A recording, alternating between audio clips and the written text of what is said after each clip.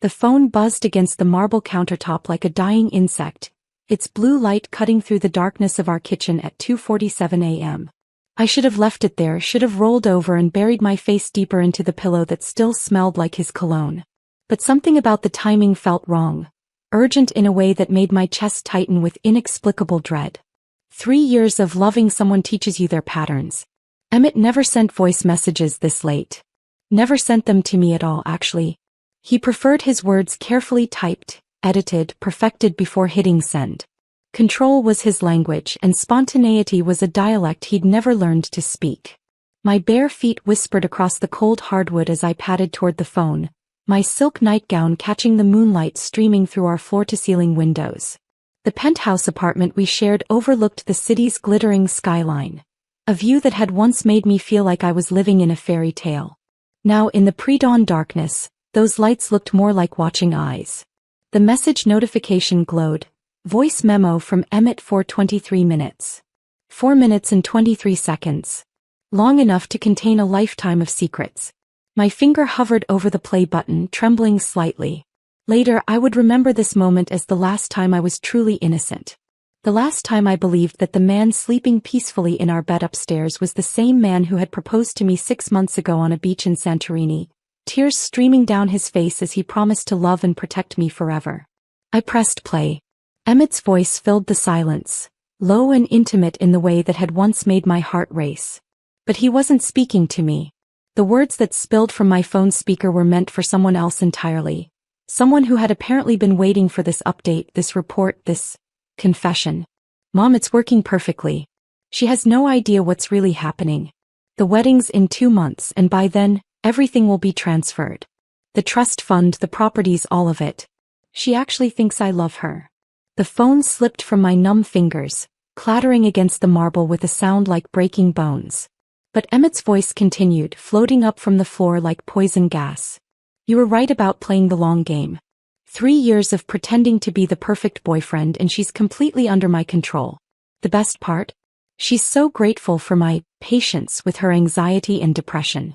If she only knew I was the one causing it. His laughter, that warm, rich sound I'd fallen in love with, now felt like ice water in my veins. I sank to my knees on the kitchen floor, my hands pressed against my mouth to muffle the sob that threatened to escape. Above me, I could hear the faint sound of Emmett shifting in our bed, probably reaching for me in his sleep, maintaining the illusion even in unconsciousness. The voice memo continued, each word a fresh wound. The medication switch was genius, Mom. Swapping her antidepressants for placebos has made her so much more dependent on me. And the gaslighting techniques you taught me? She questions her own memory now. Sometimes I'll move her keys or change her passwords, then act concerned when she can't find them. She actually apologized to me last week for being so forgetful lately. My entire body began to shake as 3 years of memories reshuffled themselves like a deck of cards, revealing a completely different picture. Every tender moment, every supportive gesture, every time he'd held me while I cried about feeling crazy or broken, it had all been calculated, orchestrated, a performance worthy of an Oscar. The inheritance from her grandmother is the real prize, Emmett's voice continued, oblivious to the fact that his intended audience wasn't the only one listening. $12 million, plus the estate in Connecticut. Once we're married, I'll have access to everything. Then we can stage the accident we discussed. Make it look like one of her episodes went too far. Everyone already thinks she's unstable. I've made sure of that. The word accident hit me like a physical blow. I doubled over, my forehead touching the cold marble as the full scope of his plan crystallized in my mind. This wasn't just about money. This was about my life. I have to admit, there were moments I almost felt bad for her. Emmett's voice took on a mock-sympathetic tone. She's so trusting, so eager to please. But then I remember what we're working toward, and it gets easier. Besides, she's served her purpose. The wedding will be beautiful. Her grandmother's money will pay for it, which is poetic justice, don't you think? I forced myself to sit up, to keep listening, even as every instinct screamed at me to run. I needed to hear it all. Every detail. Every confession. Because somewhere beneath the shock and devastation, something else was stirring. Something cold and sharp and infinitely more dangerous than the broken-hearted woman I'd been 60 seconds ago. I'll call you tomorrow to finalize the details about the prenup. Don't worry, she'll sign whatever I put in front of her. He trusts me completely. Poor little Natasha. She has no idea that her fairy tale is about to become her worst nightmare. The voice memo ended with a soft beep, leaving me alone in the darkness with the sound of my own ragged breathing. He'd said my name like it was a punchline to a joke only he and his mother understood. I stayed on the kitchen floor for what felt like hours, my mind cycling through disbelief, devastation, and finally, settling on something much more useful. Rage. Pure, crystalline rage that burned away the fog of manipulation and gaslighting that had clouded my judgment for 3 years. Emmett thought he was so clever. Thought he'd found the perfect victim in the grieving granddaughter who'd inherited more money than she knew what to do with.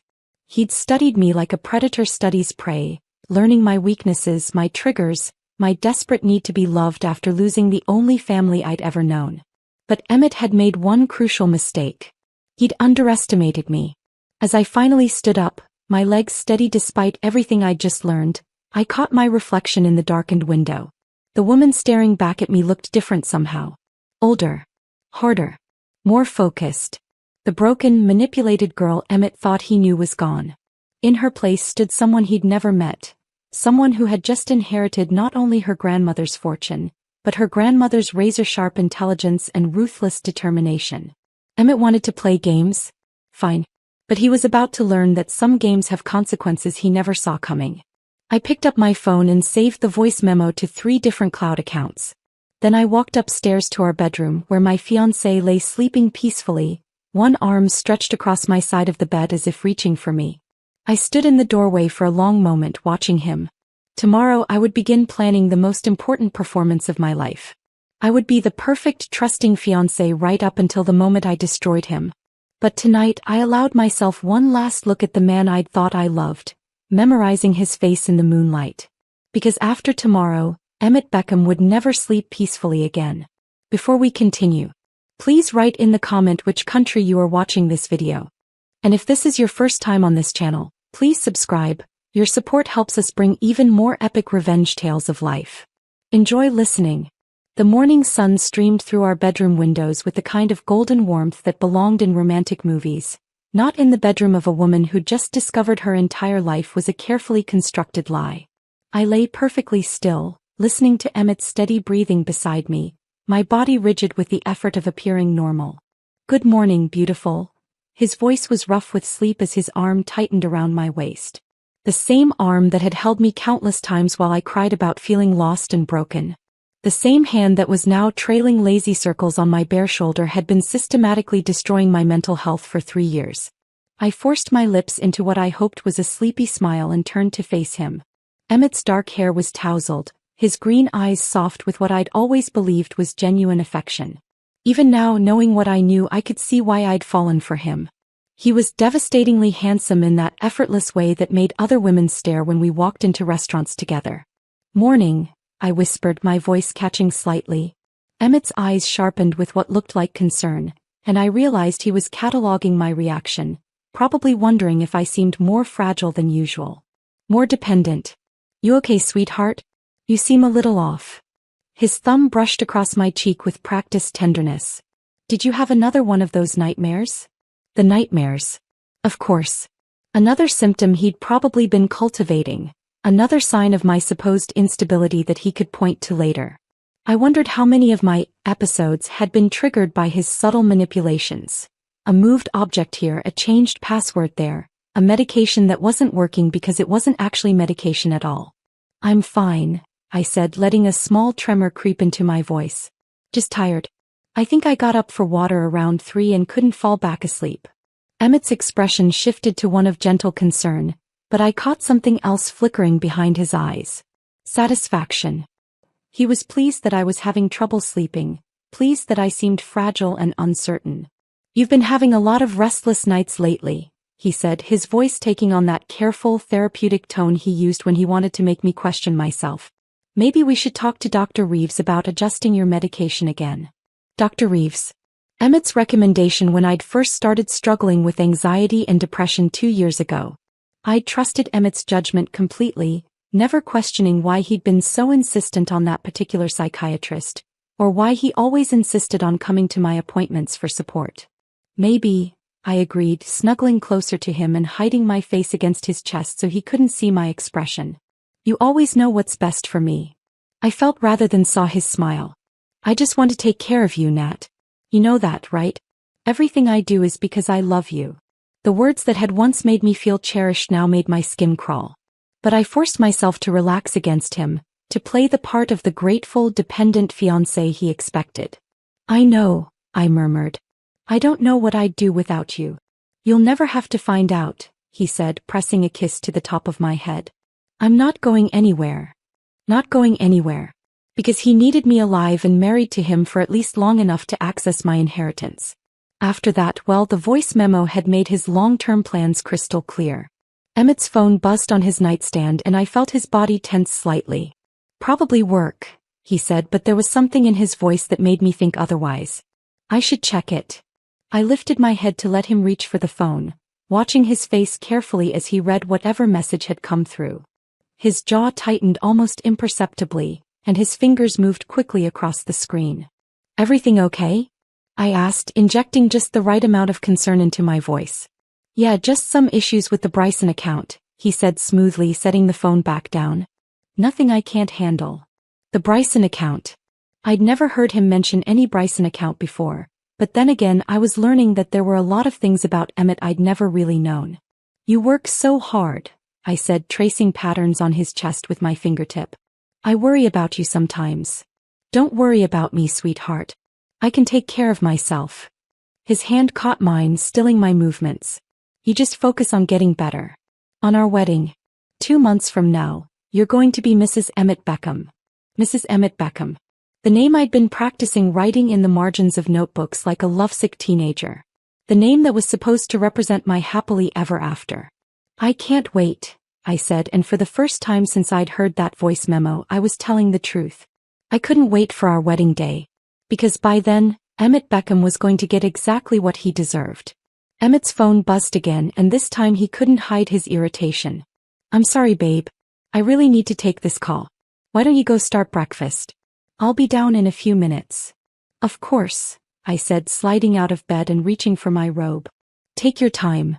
I padded downstairs to our kitchen, my mind racing as I went through the motions of making coffee and starting breakfast.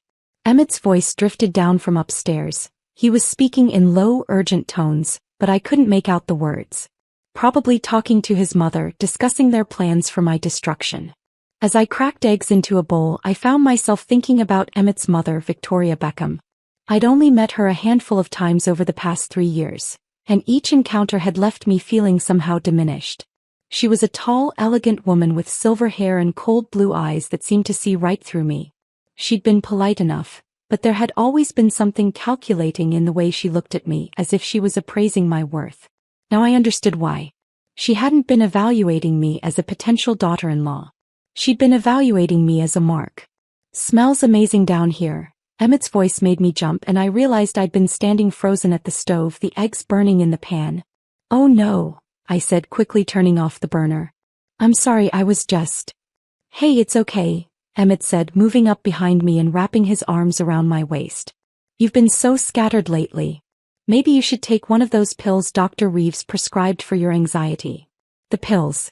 The fake pills that were probably nothing more than sugar tablets, designed to make me think I was getting help while actually ensuring I got worse. You're right, I said, leaning back against him.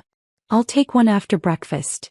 Good girl, he murmured, and the condescending tone that I'd once found endearing now made my teeth clench. I hate seeing you struggle like this. I turned in his arms, looking up at his handsome face with what I hoped was adoration. What did I ever do to deserve you? You existed, he said, cupping my face in his hands. You beautiful, perfect, trusting girl. You existed and you chose to love me. The words were poetry. They were also a confession, though Emmett didn't realize it. I had been trusting. Perfectly, completely, devastatingly trusting. Perfectly, completely, devastatingly trusting. But that woman was gone now, replaced by someone much more dangerous. I love you so much, I whispered, standing on my tiptoes to kiss him. Sometimes I feel like I love you more than I love myself. That's how it should be, Emmett said against my lips.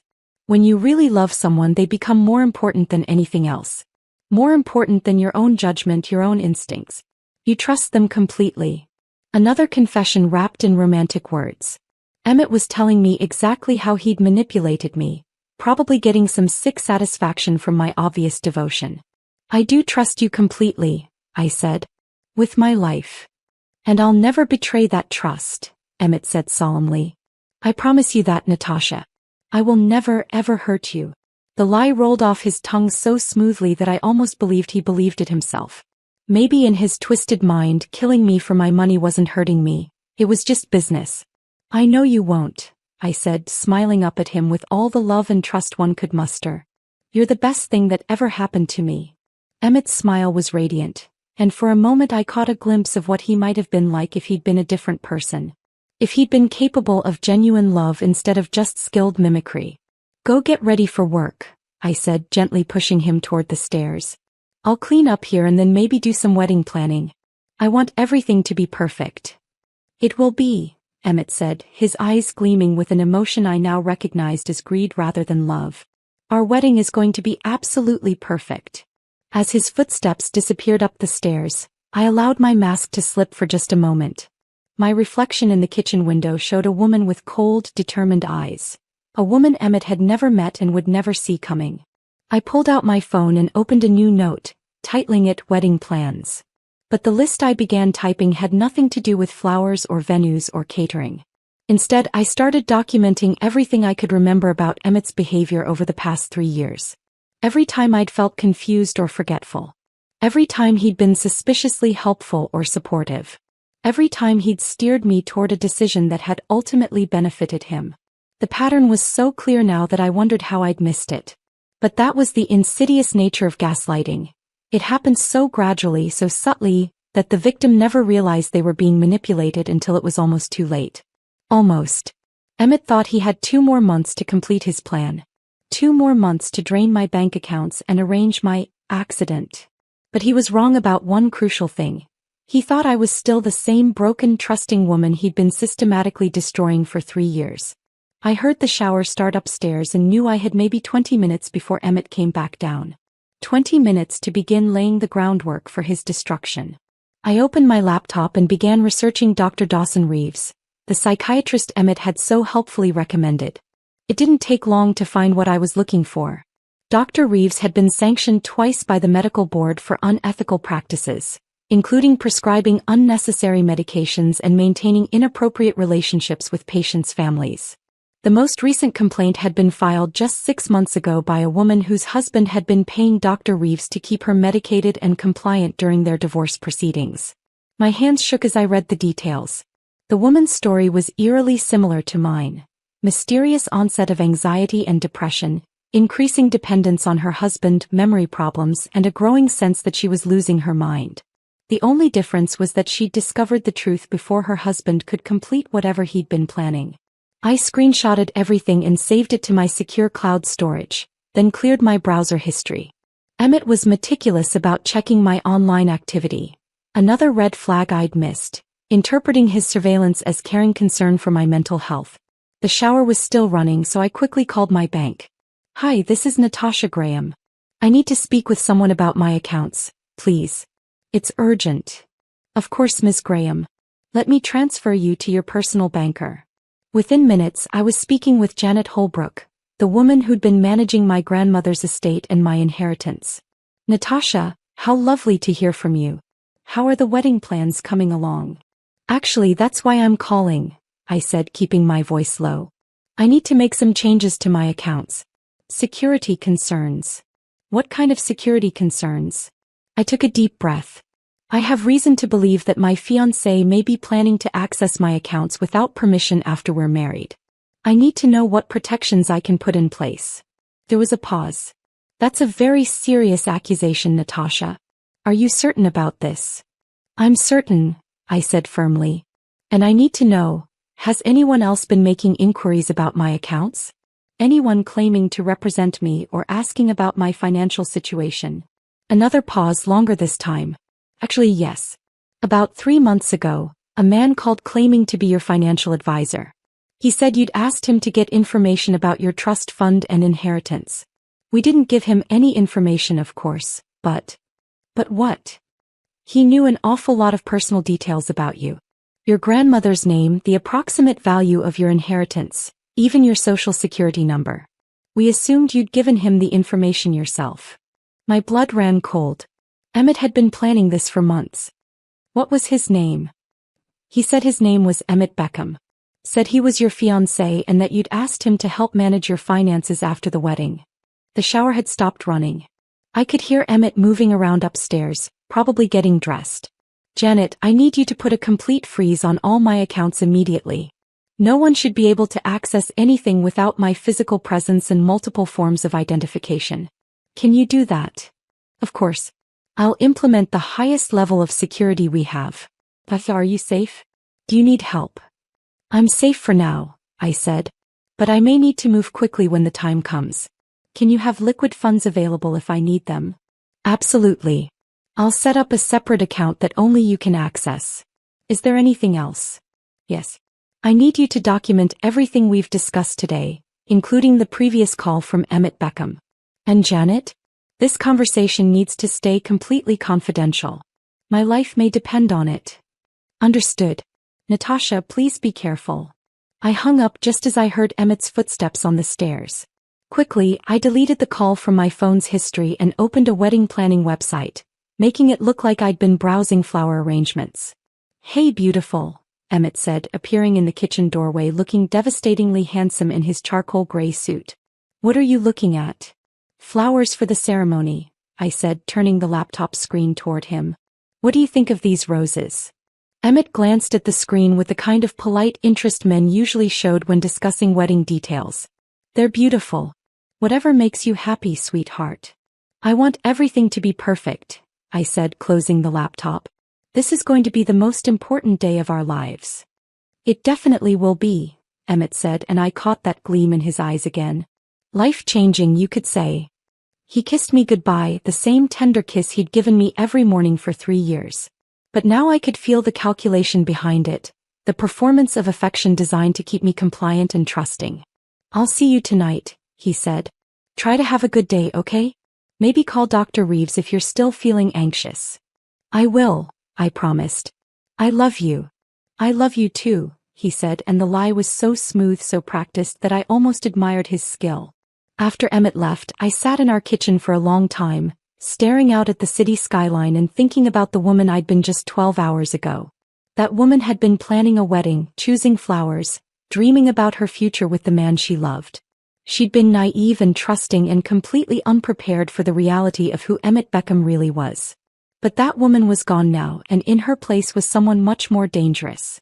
Someone who understood that the only way to survive a predator was to become a better predator. I opened my laptop again and began researching Victoria Beckham, Emmett's mother and apparent partner in crime. What I found was fascinating.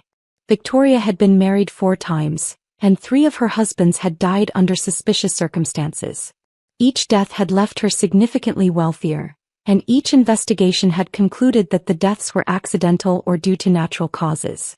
The pattern was clear, and it explained where Emmett had learned his skills. Victoria Beckham was a black widow, and she'd trained her son to follow in her footsteps. But they'd made one crucial mistake. They'd chosen the wrong victim. My grandmother hadn't just left me money, she'd left me her intelligence, her strength, and her absolute ruthlessness when it came to protecting what was hers. Eleanor Graham had built a business empire from nothing, crushing anyone who tried to take advantage of her along the way. She taught me that sometimes the only way to deal with predators was to show them what a real predator looked like. I spent the rest of the morning making phone calls and setting plans in motion. By the time Emmett came home that evening, I had everything I needed to begin his destruction. How was your day, sweetheart? He asked, wrapping his arms around me from behind as I stood at the stove making dinner. Good, I said, leaning back against him. I had lunch with my friend Emma and did some more wedding planning. Oh, and I called Dr. Reeves like you suggested. I felt Emmett's body tense slightly. What did he say? He wants to see me tomorrow. He thinks we might need to adjust my medication again. I turned in Emmett's arms, looking up at him with wide, trusting eyes. He said the stress of wedding planning might be making my anxiety worse. That makes sense, Emmett said, his relief obvious. Dr. Reeves knows what's best for you. You should listen to him. I always do, I said. Just like I always listen to you. You two are the only people I trust completely. Emmett's smile was warm and loving and completely fake. That's because we're the only people who truly care about your well-being, Nat. Everyone else might let you down, but we never will. I know, I whispered, standing on my tiptoes to kiss him. I'm so lucky to have you both looking out for me. As we ate dinner, Emmett told me about his day at work, spinning elaborate stories about clients and meetings that I now suspected were complete fiction. I listened with rapt attention, asking questions and expressing concern about his stress levels, playing the part of the devoted fiancé to perfection. You know what? Emmett said suddenly, reaching across the table to take my hand. Let's move the wedding up. I blinked in surprise. Move it up? But we've already sent the invitations. I know, but I've been thinking. Why wait? We love each other, we're ready to start our lives together. Why not get married next month instead of waiting until December? Next month. Emmett was getting impatient, probably worried that I might start questioning things if he waited too long. Or maybe his mother was pressuring him to move faster. But the venue. I started. I'll handle everything, Emmett said firmly. Money's no object when it comes to our happiness, right? We can afford to pay the rush fees, change the catering, whatever it takes. My money, he meant. We could afford it because I was paying for everything, just like I'd been paying for our entire relationship without realizing it. If you think that's best, I said slowly as if I was considering it. I just want to be your wife. And I want you to be my wife, Emmett said, bringing my hand to his lips. Mrs. Emmett Beckham. It has such a beautiful ring to it, don't you think? It does, I agreed. Though I have to admit I'm a little nervous about changing my name. Graham is all I have left of my grandmother. Emmett's expression flickered for just a moment. Annoyance maybe, or calculation. You could hyphenate, he said carefully. Natasha Graham Beckham. That way you keep both names. Would you be okay with that? I asked. I know some men prefer their wives to take their name completely. I just want you to be happy, Emmett said, but I could see the wheels turning in his head. He was probably wondering if keeping the Graham name would complicate his plans somehow. You're so understanding, I said, squeezing his hand. I don't know what I did to deserve you. You were yourself, Emmett said. Sweet, trusting, generous Natasha. You have such a good heart. Such a good heart. Such an easy mark, he meant. That night, as Emmett slept beside me, I lay awake staring at the ceiling and finalizing my plans. Tomorrow, I would visit Dr. Reeves and confirm what I already suspected about my medication. Then I would begin the careful process of turning Emmett's own weapons against him. He wanted to play mind games. Fine. But he was about to learn that some games have consequences he never saw coming. I thought about my grandmother, about the stories she used to tell me about the ruthless business deals she'd made, the competitors she'd destroyed, the people who'd underestimated her because she was a woman. Eleanor Graham had never let anyone take advantage of her, and she'd raised me to be just as strong. Emmett thought he was marrying a weak, broken woman who would be easy to control and eventually eliminate. Instead, he was about to marry his own destruction. The irony was almost poetic. Dr. Dawson Reeves' office was exactly what I'd expected. All leather furniture and diplomas on the walls, designed to project authority and trustworthiness. I'd been coming here for 2 years, sitting in the same chair, trusting this man with my mental health while he systematically destroyed it. Natasha, come in, Dr. Reeves said, his voice warm and professional. He was a small man with thinning hair and kind eyes behind wire-rimmed glasses. The perfect image of a caring psychiatrist. Emmett mentioned you've been having some difficulties lately. Emmett mentioned. Of course he had. I wondered how often they spoke, how detailed their conversations were about my supposed deteriorating mental state. I have been struggling, I said, settling into the familiar chair across from his desk. The wedding stress, I think. And I've been having trouble sleeping again. Dr. Reeves nodded sympathetically, making notes in my file. That's not uncommon for brides to be. Major life changes can trigger anxiety, even positive ones. How are you feeling about the medication we discussed last time? The medication. The fake pills that Emmett had been so eager for me to take. I'm not sure they're helping, I said carefully. If anything, I feel like my anxiety has gotten worse since I started taking them. Dr. Reeves frowned, flipping through my file. Sometimes it takes time to find the right dosage. We might need to increase the strength. Actually, I said, reaching into my purse, I brought the pills with me. I was hoping you could take a look at them. They look different from what I usually get from the pharmacy. I pulled out the bottle Emmett had given me just that morning, insisting I take one before my appointment. Dr. Reeves' face went very still as I set it on his desk. Different how? He asked, his voice carefully neutral. The color is off. And they don't have the usual markings. I leaned forward, watching his face carefully. I'm probably being paranoid, but with everything that's been happening with my memory lately, I just want to make sure I'm taking the right medication. Dr. Reeves picked up the bottle and I saw his hands tremble slightly. Where did you get these? Emmett picked them up for me yesterday. He said the pharmacy was out of my usual brand, so they gave him a generic version. I tilted my head, projecting innocent confusion. Is something wrong? These aren't. Dr. Reeves started, then stopped himself. Let me call the pharmacy and check on this. There might have been a mix-up. A mix-up. I let my voice rise slightly, injecting just the right amount of panic. What kind of mix-up? Have I been taking the wrong medication? I'm sure it's nothing serious, Dr. Reeves said quickly, but sweat was beading on his forehead. Why don't you wait here while I make some calls? He left the office, taking the pill bottle with him. As soon as the door closed, I was out of my chair and moving toward his desk. I had maybe 5 minutes before he came back and I needed to see my file. The manila folder with my name on it was sitting right on top of his desk, as if he'd been reviewing it before I arrived. I flipped it open and began photographing the pages with my phone, my heart racing as I documented 2 years of lies. The notes were damning. Dr. Reeves had been tracking my deteriorating mental state in detail, noting my increasing dependence on Emmett, my memory problems, my growing isolation from friends and family. But the most chilling part was the treatment plan he'd outlined. A systematic program of psychological manipulation designed to make me completely dependent on Emmett while destroying my credibility with anyone who might try to help me. There were notes about the fake medication, about techniques for inducing paranoia and confusion, even suggestions for how Emmett could isolate me from my support system. It was a blueprint for psychological torture, written in clinical language that made it sound like legitimate treatment. I heard footsteps in the hallway and quickly closed the file, returning to my chair just as Dr. Reeves came back into the office. His face was pale and he was clutching the pill bottle like it might explode. Well, I asked, letting anxiety creep into my voice. What did they say? There was indeed a mix-up, Dr. Reeves said carefully. These pills aren't your medication. They're actually just vitamin supplements. Vitamin supplements? I stared at him in shock. You mean I've been taking vitamins instead of my antidepressants for the past month?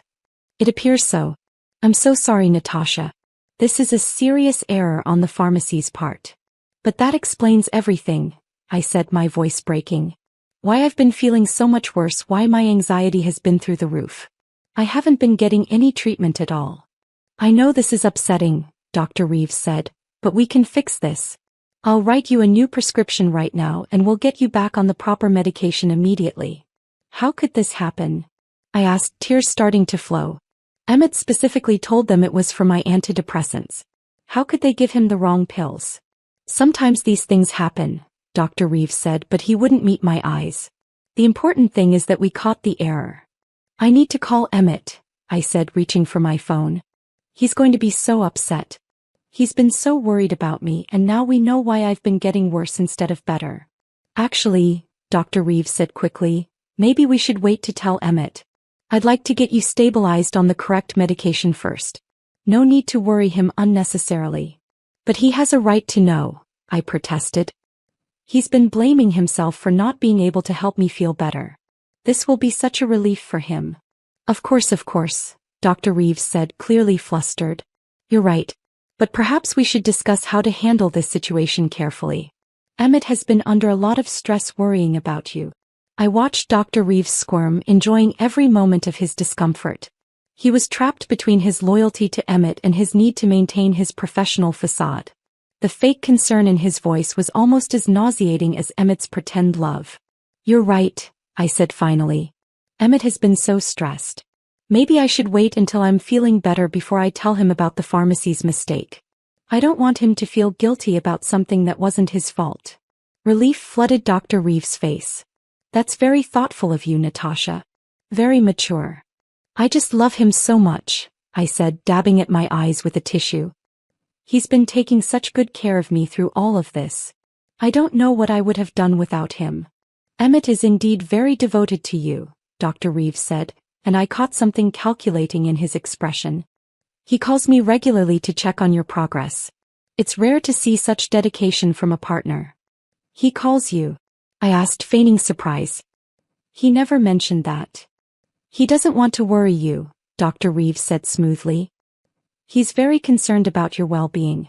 In fact, he's asked me to keep him informed about any changes in your condition. That's so sweet of him, I said while internally cataloging this admission of their conspiracy. He really does think of everything. Dr. Reeves wrote me a new prescription, his hands still trembling slightly. I want you to start taking these tonight, Natasha. If you experience any unusual side effects or if your symptoms worsen, I want you to call me immediately. Day or night. Of course, I said, taking the prescription. Should I throw away the vitamin pills? Yes, definitely. And let's not mention this mix-up to anyone else, all right? These kinds of pharmacy errors can cause unnecessary panic if word gets out. I understand, I said. Our secret. As I left Dr. Reeves' office, I felt a surge of dark satisfaction. The good doctor was clearly panicking, probably already planning to call Emmett the moment I was out of the building. They would scramble to figure out how their carefully laid plans had been exposed, never suspecting that I was 3 steps ahead of them. I drove straight to a private laboratory across town, one that specialized in pharmaceutical analysis. Within an hour, I had confirmation of what I already knew. The pills Emmett had been giving me were nothing but lactose tablets, completely inert and designed to do absolutely nothing for my supposed mental health issues. But Dr. Reeves' new prescription was even more interesting. The pills he'd just prescribed were actually a powerful sedative, something that would make me drowsy, confused, and highly suggestible. If I'd actually taken them, I would have been completely at Emmett's mercy within days. I paid for rush processing on the lab results and asked for multiple copies of the analysis. Then I drove to my lawyer's office. Stephanie Hendricks had been my grandmother's attorney for 30 years, and she'd handled the estate transfer when Eleanor died. She was a sharp woman in her 60s with silver hair and eyes like a hawk. If anyone could help me navigate the legal implications of what I'd discovered, it was Stephanie. Natasha, she said, rising from behind her massive mahogany desk as I was shown into her office. This is an unexpected pleasure. How are the wedding preparations going? Actually, that's why I'm here, I said, settling into the chair across from her. I need your help with something very serious. Stephanie's expression sharpened as I laid out everything I'd discovered. The voice memo, the fake medication, Dr. Reeves' involvement, Emmett's plans for my inheritance and my life. I showed her the lab results, the photos of my medical file, the documentation from my bank about Emmett's inquiries into my accounts. When I finished, Stephanie was silent for a long moment, her fingers steepled in front of her face. This is attempted murder, she said finally. Conspiracy to commit fraud, medical malpractice, possibly racketeering if this is part of a larger pattern. Natasha, you need to go to the police immediately. No, I said firmly. Not yet. What do you mean not yet? This man is planning to kill you. He's planning to kill the weak, broken woman he thinks I am, I corrected. But that woman doesn't exist anymore. And I want him to pay for more than just his plans. I want him to pay for what he's already done to me. Stephanie leaned back in her chair, studying me with new interest. What exactly are you proposing? I want to destroy him completely. His reputation, his finances, his freedom, his future. I want him to lose everything just like he planned to take everything from me. Revenge is a dangerous game, Natasha. So is attempted murder, I replied. Emmett thinks he's playing chess with a child. He has no idea he's actually playing with someone who learned strategy from Eleanor Graham. A slow smile spread across Stephanie's face. Your grandmother would be proud. She never let anyone take advantage of her either. Then you'll help me? I'll help you, Stephanie said. But we do this carefully, methodically, and legally. When we're done, Emmett Beckham won't just be in prison, he'll be completely destroyed and it will all be his own doing. We spent the next 2 hours planning my counterattack. Stephanie would quietly gather evidence and prepare legal documents while I continued to play the role of the unsuspecting fiancé. We would let Emmett dig his own grave deeper before we buried him in it. "One more thing," Stephanie said as I prepared to leave. "You mentioned Emmett's mother has a history of suspicious deaths around her husband's. I think we should look into that as well. If we can establish a pattern of behavior, it will strengthen our case considerably." "Already on it," I said, pulling out my phone to show her the research I'd compiled. "Victoria Beckham is a black widow and she trained her son well. But they picked the wrong victim this time." "Indeed they did," Stephanie said. "Be careful, Natasha. Until we're ready to move, you're still in danger. Emmett doesn't know you've discovered his plans, but if he suspects—" "He won't suspect," I said confidently. "I'm going to be the perfect trusting fiancé right up until the moment I destroy him." As I drove home, I felt a strange sense of calm settling over me. For the first time in 3 years, I knew exactly who I was and what I was capable of. Emmett had tried to break me, to make me weak and dependent and easy to control. Instead, he'd awakened something in me that he was completely unprepared to handle. My phone buzzed with a text from Emmett. "How did your appointment go, sweetheart? Dr. Reeves said you seemed upset when you left." Of course, Dr. Reeves had already called him. They were probably in full panic mode, trying to figure out how to handle the pharmacy mix-up without exposing their conspiracy. I typed back, "Much better now. Dr. Reeves figured out what was wrong with my medication. I should start feeling better soon." Emmett's response came immediately, "That's wonderful news. I can't wait to hear all about it. I'm making dinner reservations at Chez Laurent for tonight to celebrate." Chez Laurent, the most expensive restaurant in the city, and Emmett's go-to choice whenever he wanted to make a grand gesture. He was probably planning to propose moving the wedding up even further. Or maybe he wanted to discuss our honeymoon plans. Either way, he was clearly feeling confident about his ability to manipulate the situation. "Perfect," I texted back. "I love you so much." "I love you too, beautiful. See you tonight." As I pulled into our building's parking garage, I caught sight of my reflection in the rearview mirror. The woman looking back at me had the same face as the naive girl who'd fallen in love with Emmett Beckham 3 years ago, but her eyes were completely different. They were my grandmother's eyes, sharp, calculating, and absolutely ruthless when it came to protecting what was mine. Emmett wanted to play games with my life. Fine. But he was about to learn that some games have consequences he never saw coming. Tonight, I would be the perfect fiancé. I would smile and laugh and hang on his every word just like I had for 3 years. But underneath the performance, I would be watching, planning, preparing for the moment when I would show Emmett Beckham exactly what happened to predators who underestimated their prey. The hunt was about to begin, and this time I was the one setting the trap. Chez Laurent buzzed with the quiet elegance of old money and whispered conversations. Crystal chandeliers cast warm light over tables draped in pristine white linen, while soft piano music provided the perfect backdrop for intimate dinners and life-changing conversations. It was exactly the kind of place where Emmett liked to be seen. Sophisticated, expensive, and full of people who might witness his performance as the devoted fiancé. I'd chosen my outfit carefully. A midnight blue dress that hugged my curves without being too revealing, paired with the diamond earrings Emmett had given me for my birthday. I looked like the perfect society girlfriend, polished and elegant and completely under his control. Emmett was already seated when I arrived, looking devastatingly handsome in his charcoal suit. He stood as the maitre d' led me to our table, his smile warm and loving as he pulled out my chair. "You look absolutely stunning," he said, pressing a kiss to my cheek as I sat down. "That dress is perfect on you." "Thank you," I said, letting a slight blush color my cheeks. "I wanted to look special tonight. You said we were celebrating." "We are," Emmett said, settling back into his chair. His eyes were bright with excitement, and I could practically see the wheels turning in his head. "I have some wonderful news to share with you." The waiter appeared with champagne, Dom Perignon naturally. Emmett never did anything halfway when he was trying to impress me. Or rather, when he was trying to manipulate me into compliance. "To new beginnings," Emmett said, raising his glass. "To new beginnings," I echoed, clinking my glass against his. The champagne was perfect, crisp and effervescent, and I allowed myself to enjoy it. After all, Emmett was paying for dinner with money he'd essentially stolen from me over the past 3 years. So, I said, leaning forward with eager anticipation, what's this wonderful news? Emmett's smile widened. I've been thinking about what you said this morning about moving up the wedding. And I've decided you're absolutely right. Why should we wait? Really? I let my voice rise with excitement. You mean it? I mean it, Emmett said, reaching across the table to take my hand. In fact, I've already made some calls.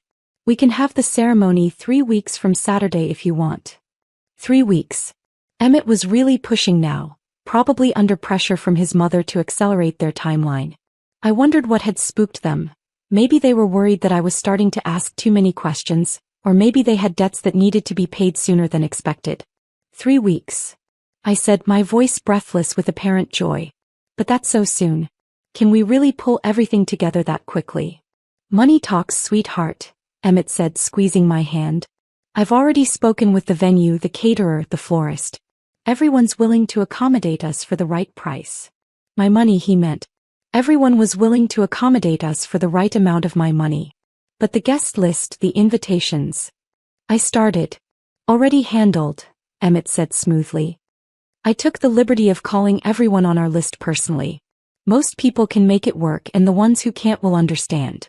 When you're in love, you don't want to wait. He'd called everyone personally, which meant he'd been planning this acceleration for a while, probably since before this morning's conversation. I wondered how long he'd been setting this up, how many pieces he'd been moving into place while I was playing the oblivious fiancé.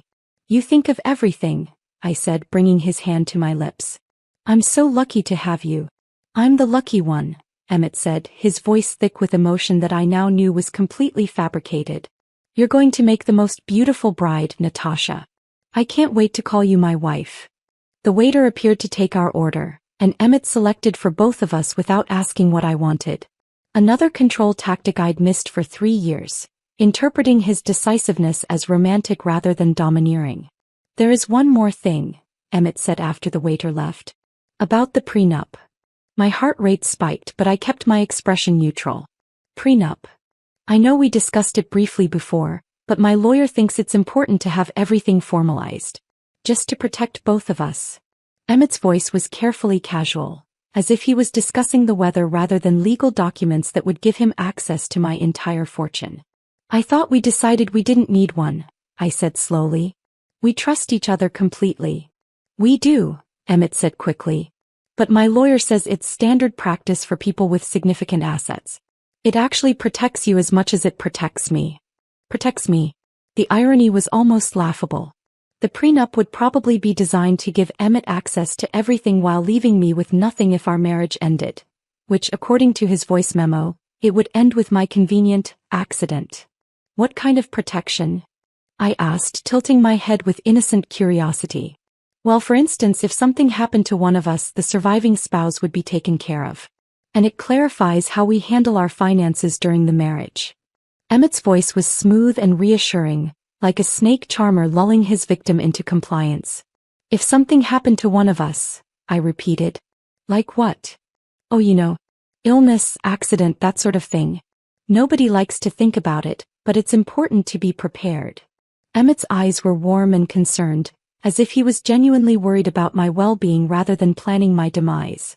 That makes sense, I said finally. I want you to be taken care of if anything happens to me.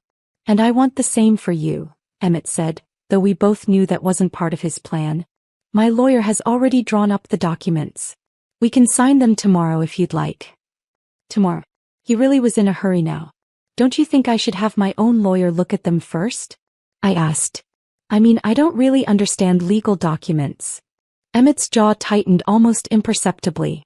Of course, if that would make you feel better. Though my lawyer assures me everything is very straightforward. Standard language, nothing complicated.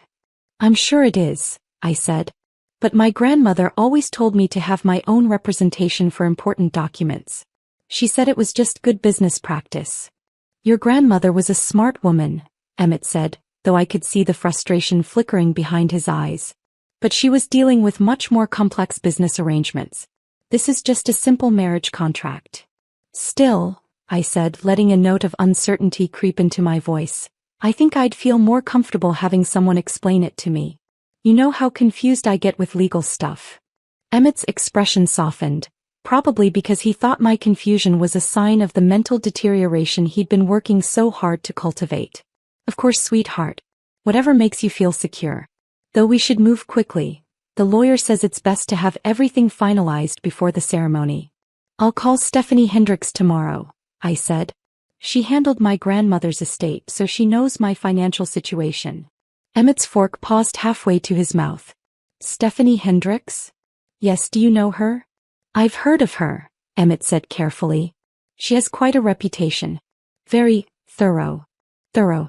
That was one way to describe a lawyer who'd spent 30 years protecting my grandmother from people exactly like Emmett. That's what I want, I said. Someone thorough. Someone who'll make sure I understand exactly what I'm signing. Of course, Emmett said, but I could see the wheels turning in his head.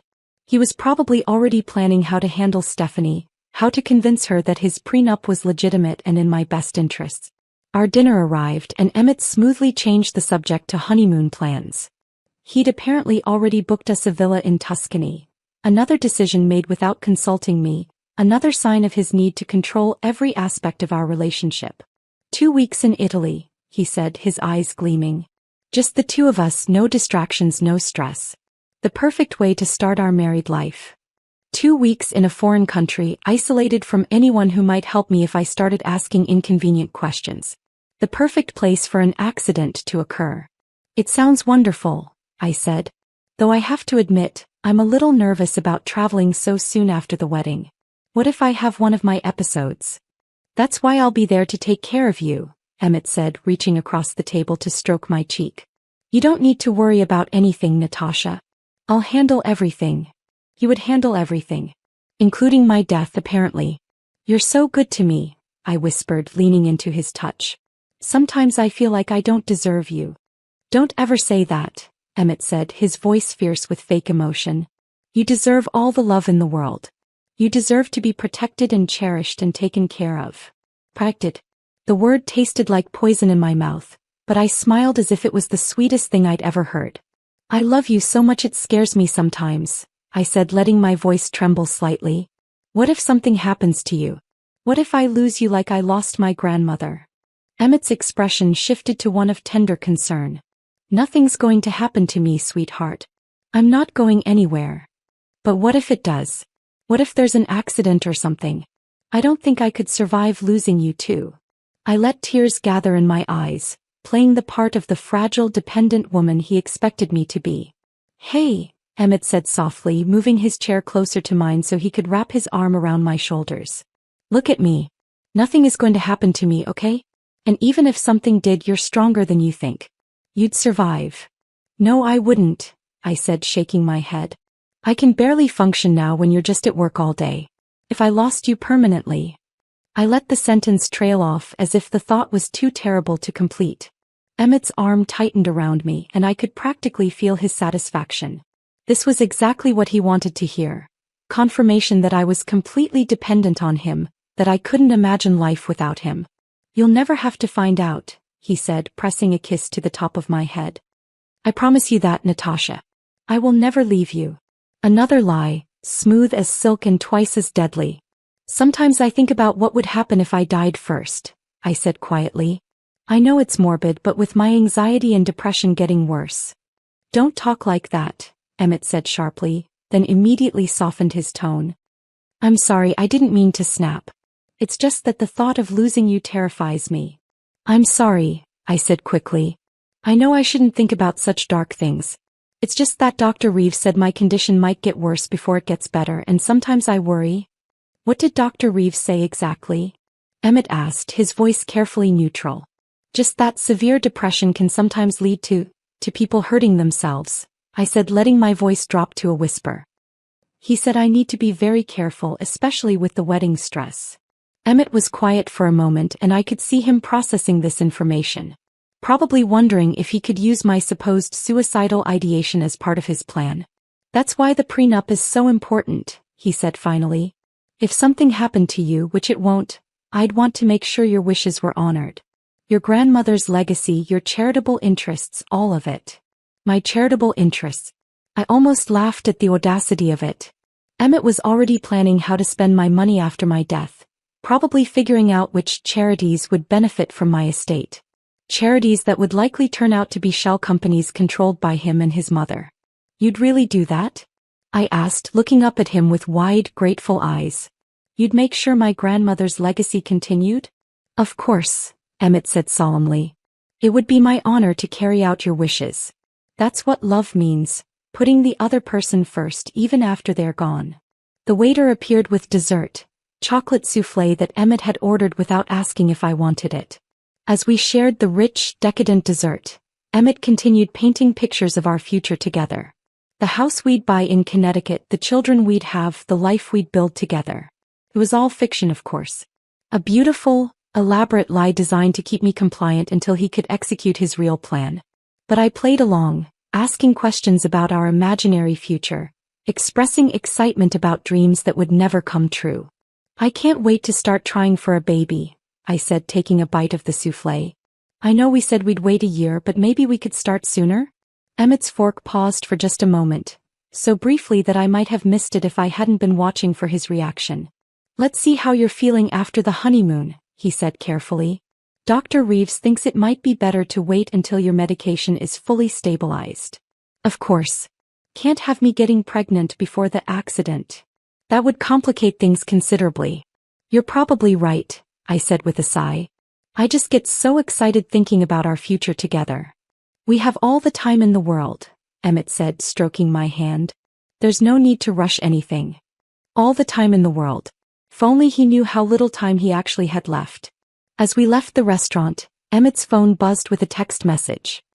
He glanced at it quickly and I caught a flash of irritation across his features. Everything okay? I asked. Just work, he said, but his jaw was tight. Nothing that can't wait until tomorrow. I wondered if it was actually his mother checking on the progress of their plan. Victoria Beckham was probably getting impatient, eager to see her son complete his mission so they could move on to their next victim. You work too hard, I said, slipping my arm through his as we walked to the car. After we're married, maybe you should take some time off. We could travel, see the world together. That sounds perfect, Emmett said, though I could tell his mind was elsewhere. Absolutely perfect.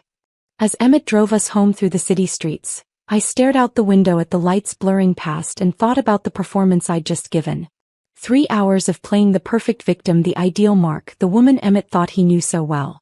But underneath the act, I'd been gathering intelligence, confirming suspicions, and laying the groundwork for his destruction. Every word he'd spoken tonight had been another nail in his coffin, another piece of evidence that would ensure his complete downfall. Penny for your thoughts, Emmett said, glancing over at me as we stopped at a red light. Just thinking about how lucky I am, I said, turning to smile at him. 3 weeks from now I'll be your wife. It feels like a dream. The best dream either of us has ever had, Emmett said, bringing my hand to his lips. If only he knew that his dream was about to become his worst nightmare. As we pulled into our building's parking garage, I caught sight of a black sedan that had been following us since we left the restaurant. It pulled into a space several rows away and I watched in the side mirror as a woman got out, tall, elegant, with silver hair that caught the fluorescent lights. Victoria Beckham. Emmett's mother and partner in crime, apparently keeping tabs on our evening out. Emmett, I said softly, isn't that your mother? Emmett's head whipped around, and I saw his face go pale as he spotted Victoria walking toward the elevator. What is she doing here? I asked, injecting confusion and concern into my voice. I have no idea, Emmett said, but his hands were gripping the steering wheel so tightly his knuckles were white. She didn't mention anything about coming by. Should we go say hello? I asked innocently. No, Emmett said quickly. She's probably she might be upset about something. You know how she gets. It's better if I talk to her alone first. Of course, I said, though inside I was smiling. Victoria's unexpected appearance had clearly rattled Emmett, which meant their plan wasn't going as smoothly as they'd hoped. We rode the elevator up to our penthouse in silence, Emmett's tension radiating off him in waves. As soon as we stepped into our apartment, his phone rang. It's my mother, he said, glancing at the screen. I should take this. Of course, I said. I'll just get ready for bed. I headed toward our bedroom, but I left the door cracked open so I could hear Emmett's side of the conversation. "What are you doing here?" he said, his voice low and urgent. "We agreed you wouldn't come to the apartment." There was a pause as Victoria responded. "No, everything went fine. She doesn't suspect anything." Another pause. "Yes, I told her about the prenup. She wants her own lawyer to look at it." I smiled as I heard the frustration in Emmett's voice. Victoria was clearly not happy about this development. "Stephanie Hendricks," Emmett said. I know. We'll have to be more careful." More careful. They had no idea how careful they were going to need to be. 3 weeks, Emmett continued. "Yes, I'm sure we can make it work. The honeymoon is already booked." The honeymoon where my accident was supposed to occur. "I have to go," Emmett said suddenly. "She'll get suspicious if I'm on the phone too long." I quickly moved away from the door and began getting undressed, making sure I looked like I'd been focused on my bedtime routine when Emmett came into the bedroom. "Everything okay?" I asked as he loosened his tie. "Fine," Emmett said, but his smile was strained. "Just some family drama. You know how mothers can be. Is there anything I can do to help?" I asked, moving to stand behind him and beginning to massage his shoulders. "You seem tense." "Just wedding stress," Emmett said, leaning into my touch. "Everything will be fine once we're married." "I hope so," I said softly. "I want our wedding day to be perfect." "It will be," Emmett said, turning in my arms to face me. "I promise you, Natasha. Our wedding day will be absolutely perfect." As he kissed me, I wondered if he could taste the lie on his lips. Because our wedding day would indeed be perfect, just not in the way he was expecting. It would be the day Emmett Beckham's carefully constructed world came crashing down around him. The day he learned that some prey fight back. And the day he discovered that Eleanor Graham's granddaughter was far more dangerous than he'd ever imagined. The next morning I woke to find Emmett already gone. A note on his pillow explained that he'd had an early meeting, but I suspected he was actually meeting with his mother to discuss damage control. Victoria's unexpected appearance last night had clearly spooked him. I made coffee and settled at my laptop, continuing my research into the Beckham family's dark history. What I found was even more damning than I'd expected. Victoria Beckham's first husband, Emmett's father, had died in a car accident when Emmett was 12. The insurance payout had been substantial. Her second husband had suffered a fatal heart attack just 2 years into their marriage, leaving her his entire estate. The third had drowned during their honeymoon in the Bahamas. An experienced swimmer who had somehow gotten caught in a riptide while his new wife was conveniently back at the hotel with a migraine. Each death had been investigated and ruled accidental, but the pattern was unmistakable. Victoria Beckham was a serial killer who specialized in making murder look like misfortune. And she trained her son to follow in her footsteps. My phone rang, interrupting my research. Stephanie Hendricks' name appeared on the screen. "Good morning, Natasha. I have some interesting information for you." "What did you find?" "I've been looking into Dr. Reeves' practice and it's quite illuminating. He's been involved in at least 6 cases similar to yours over the past decade. In each case he was paid by a family member to keep a patient medicated and compliant during legal proceedings. Divorces, estate disputes, that sort of thing." 6 cases, I repeated, feeling sick. "How many other women has he helped destroy?" "At least 6 that I can prove. There are probably more. The man is a predator who uses his medical license to facilitate abuse." Stephanie's voice was cold with disgust. "But here's the interesting part. In 3 of those cases, the patient died under suspicious circumstances after the legal proceedings were complete." My blood ran cold. "Died how?" "Apparent suicides mostly. 1 overdose, 1 drowning, 1 fall from a balcony. All ruled accidental or self-inflicted. But the timing was remarkably convenient for the family members who'd been paying Dr. Reeves." "Emmett's mother," I said. "She's done this before." "That's my suspicion. I think Victoria Beckham has been running this scam for years, using her son as the front man and Dr. Reeves as the medical facilitator. They target wealthy women, isolate them, drive them to the brink of mental collapse, then eliminate them once they've gained access to their assets. And I was supposed to be their next victim." "You were supposed to be," Stephanie corrected. "But you're not a victim anymore, are you?" "No," I said, feeling that cold determination settle over me again. "I'm not." "Good. Because I have a plan and it's going to require you to be very brave and very careful. Are you ready to hear it? I listened as Stephanie outlined her strategy. It was elegant in its simplicity and devastating in its thoroughness. By the time she finished explaining, I was smiling for the first time in days. When do we start? I asked. Today. But first, you need to go to your appointment with Dr. Reeves and play your part perfectly. Can you do that? I can do that, I said. In fact, I'm looking forward to it. 2 hours later, I was back in Dr. Reeves' office, sitting in the same chair where I'd been systematically psychologically tortured for 2 years. But this time I was wearing a wire. How are you feeling today, Natasha? Dr. Reeves asked, his voice warm with fake concern. Much better, I said, settling back in the chair. The new medication you prescribed is already helping. Dr. Reeves' relief was palpable. I'm so glad to hear that. And how are things with Emmett? Any wedding stress? Actually, that's what I wanted to talk to you about, I said, leaning forward conspiratorially. Emmett told me something last night that has me a little worried. Dr. Reeves' pen paused over his notepad. What kind of something? He said you've been talking to him about my condition, giving him updates on my progress. I let confusion creep into my voice. I thought doctor-patient confidentiality meant you couldn't discuss my treatment with anyone else. Well, Dr. Reeves said carefully, Emmett is your fiancé. He's very concerned about your well-being, and I felt it was important to keep him informed so he could provide proper support. But isn't that illegal? I asked, tilting my head innocently. I mean, I never signed anything giving you permission to discuss my medical information with Emmett. Dr. Reeves was sweating now, tiny beads of perspiration forming on his forehead. It's a gray area, he said. Given your mental state and Emmett's role as your primary caregiver. Primary caregiver? I interrupted. But I'm not incapacitated. I can make my own medical decisions. Of course you can, Dr. Reeves said quickly.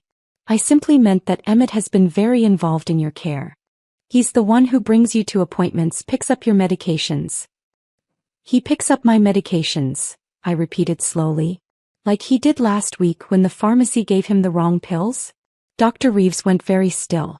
What do you mean? The vitamin pills, I said, watching his face carefully. Remember? You said there was a mix-up at the pharmacy, and Emmett accidentally got vitamin supplements instead of my antidepressants. Yes, Dr. Reeves said, his voice barely above a whisper. The mix-up.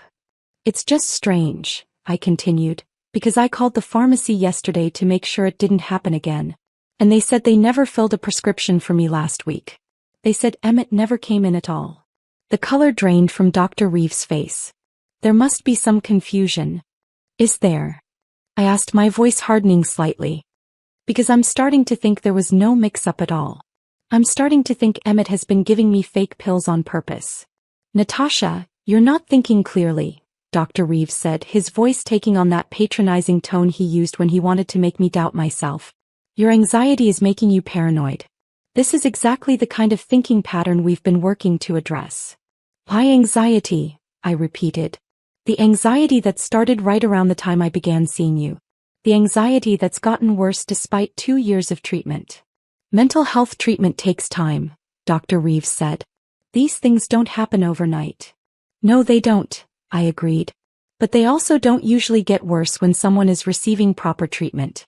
Unless, of course, they're not actually receiving treatment at all. Dr. Reeves stood up abruptly, moving toward his desk. I think we should end today's session here. You're clearly having an episode and I'm concerned about your mental state. An episode, I said, remaining seated. Is that what you call it when someone starts asking inconvenient questions? Natasha, please. You need to trust me. I'm trying to help you. Help me what? I asked, finally standing. Help me become more dependent on Emmett? Help me lose touch with reality? Help me become so unstable that no one would question it if I had an accident? Dr. Reeves' hand was hovering over his phone, probably ready to call Emmett and report that their plan was falling apart. I don't know what you think you've discovered, he said, but you're making a serious mistake. Emmett loves you. He's trying to protect you. Protect me from what? From yourself, Dr. Reeves said. From your own destructive impulses. Dasha, you're not well. You haven't been well for a long time. You're right, I said, moving closer to his desk. I haven't been well. But not because of depression or anxiety. I've been sick because you and Emmett have been poisoning me. Systematically destroying my mental health so you could steal my inheritance. That's a very serious accusation, Dr. Reeves stammered. It's also a very serious crime, I said. Medical malpractice, conspiracy to commit fraud, attempted murder. How many years do you think you'll get for that, doctor? Dr. Reeves' face had gone completely white. You can't prove any of this. Can't I? I reached into my purse and pulled out the lab results from the pill analysis. These are the results from an independent laboratory. The pills Emmett has been giving me contain no active psychiatric medication. They're lactose tablets. Dr. Reeves stared at the papers as if they were a death sentence. Which in a way they were. And these, I continued, pulling out printed copies of my medical file photos, are your own notes documenting your systematic psychological manipulation of me. Very thorough record-keeping, doctor. The prosecution will appreciate your attention to detail. Where did you get those? Dr. Reeves whispered. From your desk. Yesterday while you were out of the room panicking about the fake pills. I smiled coldly. You really should lock your files away more securely. Dr. Reeves sank into his chair, his face gray with shock. What do you want? I want you to call Emmett, I said. Right now. Tell him I'm having a complete breakdown. Tell him I'm becoming paranoid and delusional, that I'm starting to question everything. Tell him you're worried I might hurt myself. Why would you want me to do that? Because I want Emmett to think his plan is working perfectly. I want him to believe I'm exactly where he wants me, broken, isolated, and ready for my final accident. Dr. Reeves stared at me with growing horror. You're setting a trap. I'm finishing what Emmett started, I corrected. He wanted to play mind games with me. Fine. But he's about to learn that some games have consequences he never saw coming. I won't do it, Dr. Reeves said, though his voice lacked conviction. Yes, you will, I said calmly. Because if you don't, I'm walking straight to the police with all of this evidence. And then I'm calling the medical board, the district attorney, and every journalist in the city who might be interested in a story about a psychiatrist who helps wealthy men murder their wives. But if I do what you're asking, if you do what I'm asking, you might have a chance to cut a deal with the prosecution. Testify against Emmett and his mother, and maybe you'll only spend 10 years in prison instead of life. Dr. Reeves was quiet for a long moment, weighing his options. Finally, he reached for his phone. What exactly do you want me to say? I smiled, feeling a surge of dark satisfaction. Tell him I'm getting worse. Tell him the medication isn't working, that I'm becoming increasingly unstable. Tell him you're worried I might do something drastic. Dr. Reeves dialed Emmett's number with shaking fingers. I listened as he delivered his performance, his voice perfectly calibrated to sound concerned and professional. Emmett? It's Dr. Reeves. I'm calling about Natasha. Yes, I'm afraid her condition is deteriorating rapidly. She's becoming paranoid, making wild accusations. I'm very concerned about her mental state. Yes, I think you should come get her immediately. No, I don't think she should be alone right now. When he hung up, Dr. Reeves looked at me with something approaching respect. He's on his way. Perfect, I said. Now here's what's going to happen next. I spent the next 10 minutes explaining exactly how the rest of the day would unfold. Dr. Reeves would continue to play his part, Emmett would rush to my rescue, and I would give the performance of my life as the broken, desperate woman they thought I was. And if I refused to cooperate? Dr. Reeves asked. Then you'll find out what it feels like to be on the receiving end of a systematic destruction, I said. I have enough evidence to destroy your career, your freedom, and your life. The only question is whether you want to go down with Emmett and his mother, or whether you want to help me stop them. Dr. Reeves nodded slowly. I'll cooperate. Good choice, I said. Because Emmett Beckham is about to learn that some prey fight back. And when they do, the hunter becomes the hunted. 20 minutes later, Emmett burst through Dr. Reeves' office door, his face a mask of concern and barely controlled panic. Sweetheart, he said, rushing to my side. Dr. Reeves called me. He said you were having some kind of episode. I looked up at him with wide, frightened eyes, letting tears stream down my face. Emmett, I'm so scared. I think someone's trying to hurt me. What do you mean? Emmett asked, kneeling beside my chair and taking my hands in his. The pills, I whispered. I think someone switched my pills. Dr. Reeves. I think he's been lying to me. Emmett's eyes flicked to Dr. Reeves, who was sitting behind his desk looking appropriately concerned. She's been making paranoid accusations, Dr. Reeves said, claiming that her medication has been tampered with, that I've been conspiring against her. I'm very worried about her mental state. It's not paranoid if it's true, I said, my voice rising with apparent hysteria. Someone's been gaslighting me, making me think I'm crazy. But I'm not crazy, Emmett. I'm not. Of course you're not crazy, Emmett said soothingly, though I could see the satisfaction in his eyes. This was exactly what he wanted to hear. Confirmation that I was losing my grip on reality. But what if I am? I asked, grabbing his shirt desperately. What if I really am losing my mind? What if I can't trust my own thoughts anymore? Hey, look at me, Emmett said, cupping my face in his hands. You're not losing your mind. You're just sick and we're going to get you better. I promise. But what if you can't? I whispered. What if I get so bad that I do something terrible? Emmett's eyes sharpened with interest. What kind of something terrible? I don't know, I said, shaking my head frantically. Sometimes I have these thoughts, dark thoughts, about hurting myself. What if I can't control them anymore? That's not going to happen, Emmett said firmly. I won't let it happen. I'm going to take care of you. But what if you can't watch me all the time? I asked. What if I have an episode when you're not there? What if I let the sentence trail off as if the thought was too terrible to complete. Emmett and Dr. Reeves exchanged a meaningful look, and I knew they were both thinking the same thing, that my supposed suicidal ideation would make my eventual accident much more believable. I think, Dr. Reeves said carefully, that Natasha might benefit from a more intensive treatment approach. Perhaps a residential facility where she can be monitored around the clock. No, I said quickly, panic flooding my voice. No, please. I don't want to be locked up. I just want to go home with Emmett. Of course you can come home with me, Emmett said, stroking my hair. I'll take care of you.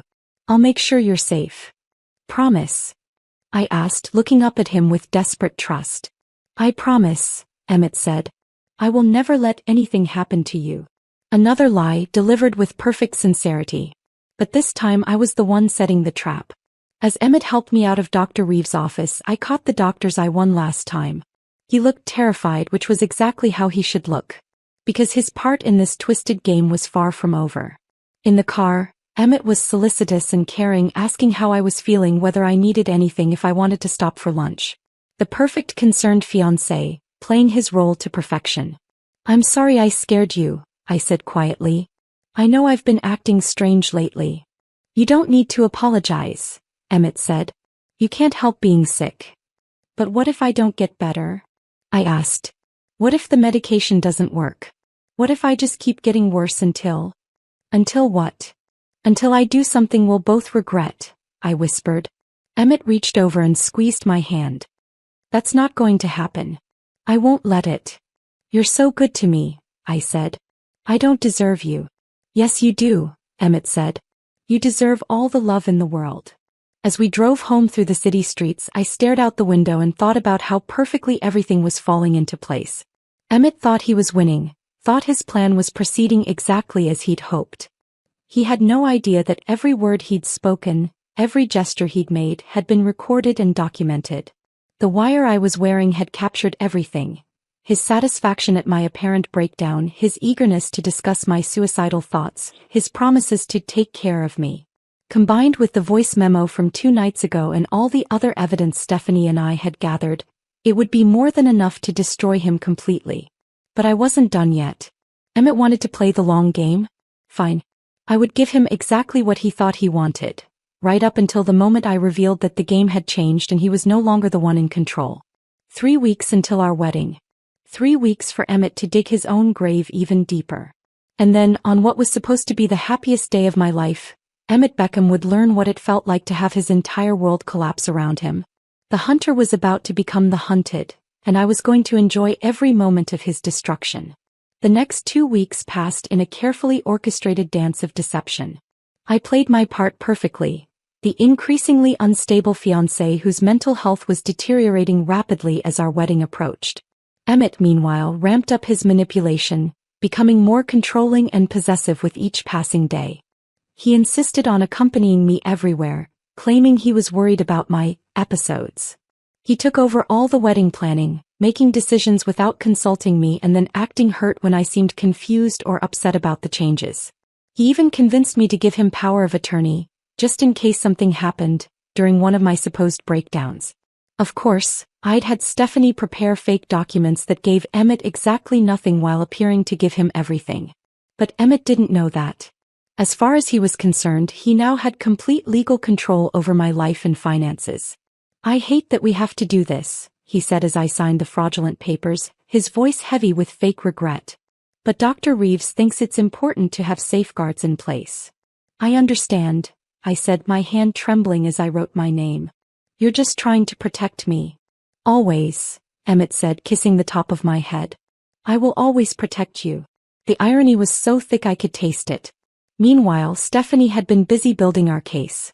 She'd connected with the families of Victoria Beckham's previous victims, gathering evidence of the pattern of manipulation and murder that had been going on for decades. She'd also been working with federal investigators who were very interested in what appeared to be an interstate conspiracy involving medical fraud and multiple homicides. "We have enough evidence to put both Emmett and his mother away for life," Stephanie told me during one of our secret meetings. "But I want to catch them in the act. I want them to incriminate themselves so thoroughly that there's no possibility of escape." "How do we do that?" "We give them exactly what they want," Stephanie said with a cold smile. "We let them think their plan is working perfectly right up until the moment we spring the trap." The trap was elegant in its simplicity. On our wedding day, Emmett would finally have legal access to my inheritance. According to the voice memo I'd recorded, he and his mother were planning to stage my accident during our honeymoon in Italy. But they would never make it that far. Because our wedding was going to be attended by some very special guests. FBI agents posing as friends and family members, all equipped with recording devices and ready to document Emmett's confession when he thought he'd finally won. "The key," Stephanie explained, "is to make Emmett feel so confident, so secure in his victory, that he lets his guard down completely. We need him to admit everything on tape in front of witnesses, with no possibility of claiming it was taken out of context." "And how do we do that?" "We make him think you're already dead." The plan was audacious and dangerous, but it was also perfect. On our wedding day, I would stage a dramatic breakdown during the ceremony. I would be rushed to the hospital, where a doctor Stephanie had recruited would pronounce me dead from an apparent suicide attempt. Emmett would be devastated, of course, but also secretly triumphant. His plan had worked even better than expected. And then, when he thought he was safe, when he thought he'd gotten away with murder, we would reveal that I was very much alive and that every word he'd spoken had been recorded. "It's risky," Stephanie warned. "If Emmett suspects anything, if he realizes it's a trap." "He won't," I said confidently. "Emmett's arrogance is his weakness. He's so convinced of his own superiority that he'll never consider the possibility that I might be smarter than he is." "Your grandmother would be proud," Stephanie said. "Eleanor always said that the best revenge was letting your enemies destroy themselves." As our wedding day approached, Emmett's excitement became harder and harder to hide. He was practically vibrating with anticipation, probably counting down the hours until he could claim his prize. He'd even started being more affectionate, as if he was celebrating early. "I can't believe we're getting married tomorrow," he said the night before our wedding, pulling me close as we lay in bed. "It feels like a dream." "The best dream ever," I agreed, snuggling against his chest. "I love you so much, Emmett. I can't imagine my life without you." "You'll never have to," he said, stroking my hair. "We're going to be together forever." Forever. If only he knew how short forever was going to be. The morning of our wedding dawned bright and clear, with the kind of perfect weather that belonged in fairy tales. I stood at the window of the bridal suite, looking out at the gardens where our ceremony would take place in just a few hours. "You look beautiful," said Emma, my maid of honor and one of the few real friends I had left after Emmett's systematic isolation campaign. She was also one of the few people who knew the truth about what was really happening today. "Thank you," I said, turning to look at myself in the full-length mirror. The dress was stunning, a flowing creation of silk and lace that had cost more than most people made in a year. Emmett had insisted on the most expensive option, probably because he knew he'd be the one ultimately paying for it with my own money. "Are you ready for this?" Emma asked quietly. "I've been ready for weeks," I said. "Emmett has no idea what's coming." "Good," Emma said fiercely. "That bastard deserves everything he's going to get." As my hair and makeup were being finished, I thought about all the women who hadn't been as lucky as me. The previous victims of Emmett and Victoria's scheme, who had trusted the wrong people and paid with their lives. Today wasn't just about my revenge, it was about justice for all of them. "It's time," the wedding coordinator announced, appearing in the doorway with a bright smile. "The groom is waiting." I took a deep breath and picked up my bouquet, white roses and baby's breath, chosen by Emmett without any input from me. In a few hours, those same flowers would be lying on my supposed deathbed. The ceremony was being held in the garden of an exclusive country club, with about 100 guests in attendance. Most of them were Emmett's friends and colleagues, people who would serve as witnesses to his perfect performance as the grieving widower. But scattered throughout the crowd were Stephanie's carefully placed agents, recording everything and waiting for their cue. As I walked down the aisle on the arm of my uncle, my only remaining family member, I caught sight of Victoria Beckham sitting in the front row. She was dressed in elegant navy blue, her silver hair perfectly styled, her cold eyes watching me with what looked like satisfaction. She thought she was watching a lamb walk to slaughter. She had no idea she was watching a predator stalk her prey. Emmett stood at the altar looking devastatingly handsome in his black tuxedo, his face radiant with what anyone would interpret as love and joy. But I could see the calculation behind his eyes, the barely contained excitement of a man who thought he was about to claim the ultimate prize. "You look incredible," he whispered as I reached his side. "Thank you," I whispered back. "I can't wait to be your wife." The ceremony began with all the traditional pomp and circumstance. The minister spoke about love and commitment, about the sacred bond of marriage, about two souls becoming one. The irony was almost unbearable. Here we were, surrounded by symbols of eternal love, while Emmett was planning my murder. "Do you, Emmett Beckham, take Natasha Graham to be your lawfully wedded wife, to have and to hold in sickness and in health, for richer or poorer, until death do you part?" "I do," Emmett said, his voice strong and clear. "Until death do us part," which in his mind would be very soon.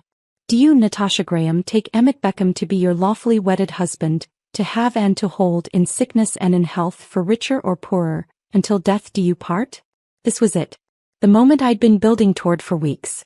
I opened my mouth to say, "I do," but instead I let out a small gasp and pressed my hand to my chest. I started, then swayed slightly on my feet. "Natasha?" Emmett asked, concern flickering across his face. "Are you okay?" I gasped again, more dramatically this time. I can't breathe." I let my bouquet fall from my hands as I stumbled backward, my eyes wide with apparent panic. The guests began murmuring with concern and I heard someone call for a doctor. "Something's wrong," I whispered loud enough for the front rows to hear. "Emmett, I think I took too many pills this morning." Emmett's face went white, but not with concern, with panic. Because if I died here in front of all these witnesses before we were legally married, he would get nothing. "What pills?" he asked urgently, grabbing my arms to steady me. "The ones Dr. Reeves gave me," I said, my voice getting weaker. "For my anxiety. But I was so nervous about the wedding. I took extra." "How many?"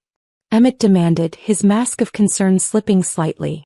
"I don't remember," I whispered, then collapsed to my knees on the altar steps. The garden erupted in chaos. Guests were shouting, someone was calling 911, and Emmett was kneeling beside me, his face a mask of anguish that didn't quite reach his eyes. "Stay with me, Natasha," he said loudly for the benefit of the crowd. "Don't leave me. We're supposed to get married today." "I'm sorry," I gasped, grabbing his hand. "I'm so sorry, Emmett. I love you so much." "I love you too," he said, but I could see him calculating, trying to figure out how to salvage his plan. The paramedics arrived within minutes. Actually FBI agents in disguise, but no one else knew that. They loaded me onto a stretcher while Emmett held my hand, playing the part of the devastated groom to perfection. "I'm coming with you," he announced, climbing into the ambulance. "Sir, we need space to work," one of the fake paramedics said. "I'm not leaving her," Emmett said firmly. She's my wife. We're not married yet, I whispered weakly. The ceremony, we didn't finish. We will, Emmett said, squeezing my hand. As soon as you're better, we'll finish the ceremony. I promise. But I could see in his eyes that he was already planning something else entirely. At the hospital, actually a private clinic that Stephanie had arranged, I was rushed into the emergency room while Emmett paced in the waiting area. Through the crack in the door, I could see him on his phone, probably calling his mother to update her on this unexpected development. After an hour of waiting, Dr. Marie Ryder, another of Stephanie's recruits, emerged from the treatment room with a grave expression. Mr. Beckham? She said, approaching Emmett with the kind of careful demeanor doctors used when delivering terrible news. How is she? Emmett asked, jumping to his feet. I'm very sorry, Dr. Ryder said quietly. We did everything we could, but the overdose was too severe. Miss Graham passed away about 10 minutes ago. Emmett's face went through a series of expressions, shock, grief, and then for just a moment, something that looked almost like relief. She's dead, he asked. I'm afraid so. The combination of medications in her system was lethal. I'm very sorry for your loss. Emmett sank into a chair, his head in his hands. To anyone watching, he looked like a man destroyed by grief. But I was watching from the hidden camera Stephanie had installed, and I could see the truth. Emmett was struggling not to smile. Can I see her? He asked. Of course. But I should warn you, she's been through a lot. It might be difficult. Emmett nodded and followed Dr. Ryder into the treatment room, where I lay on a hospital bed, my face pale and still, my eyes closed. The makeup artist Stephanie had hired had done an incredible job. I looked genuinely dead. I'll give you some privacy, Dr. Ryder said, leaving Emmett alone with my corpse. For a moment, Emmett just stood there staring down at me. Then slowly a smile spread across his face. You stupid trusting girl, he whispered, his voice full of contempt. You made this so much easier than I expected. He pulled out his phone and dialed a number. Mom? It's done. No, not the way we planned, but it's done. She overdosed at the wedding. She's dead. I know, but this might actually be better.